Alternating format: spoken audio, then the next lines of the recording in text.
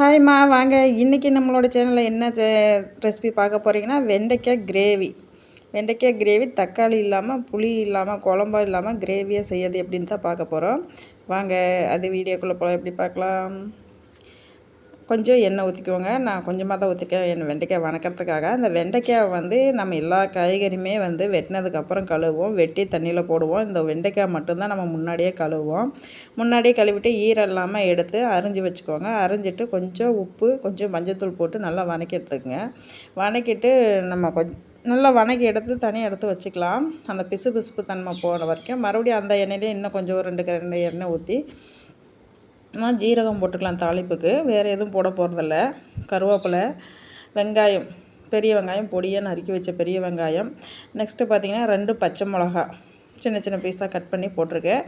அதே மாதிரி கட் பண்ணி போட்டிருக்காங்க. உங்களுக்கு எந்த அளவுக்கு கிரேவி வேணுமோ அந்தளவுக்கு நீங்கள் சேர்த்துக்கலாம். நான் கொஞ்சமாக செய்கிறதுனால அந்த அளவுக்கு போட்டிருக்கேன். அப்புறம் ஒரு கப்பில் தயிர் எடுத்துக்கலாம். ஒரு 100 ml தயிர் எடுத்துக்கலாம்.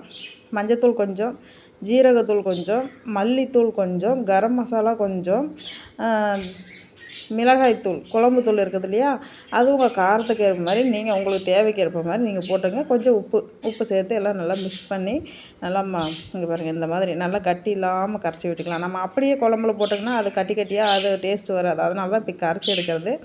கரைச்சி நல்லா எடுத்துகிட்டு நல்லா கட்டி இல்லாமல் கரைச்சி எடுத்து இந்த மாதிரி ஊற்றி நல்லா மிக்ஸ் பண்ணிக்கலாம். நல்லா பச்சை வாடை போகிற அளவுக்கு கொஞ்சம் நேரம் வேக விட்டுட்டு அந்த வாசம் போகணும். நல்லா வெந்த பிறகு எண்ணெய் பிரிஞ்சு வரணும். அதுக்கப்புறம் நம்ம வெண்டைக்காய் எடுத்து போடுவோங்க. பாருங்கள் எந்த அளவுக்கு வந்திருக்குதுன்னு. அந்த அளவுக்கு வந்த பிறகு வெண்டைக்காய் எடுத்து போடுவோம். ஆல்ரெடி நம்மளுக்கு வந்து வெண்டைக்காய் வந்து எண்ணெயிலே நல்லா வதங்கிருச்சு. இப்போ நம்ம அதை வேகிறதுக்காக கொஞ்சம் ஒரு 1/2 டம்ளர் தண்ணி ஊற்றுவோம். உங்களுக்கு தேவையான அளவு நீங்கள் தண்ணி ஊற்றிங்க. உங்களுக்கு குழம்பு பதமாக வேணும் அப்படின்னா கொஞ்சம் தண்ணி எக்ஸ்ட்ரா கூட ஊற்றிக்கிங்க. இப்போ பாருங்கள் மல்லித்தலை ஊற்றி இறக்கலாம். ஒரு 5 நிமிஷம் கொதிச்சா போதும். தண்ணி ஊற்றி ஒரு 5 நிமிஷம் இருந்தால் போதும். குழம்பு இந்த அளவுக்கு வந்துருச்சு.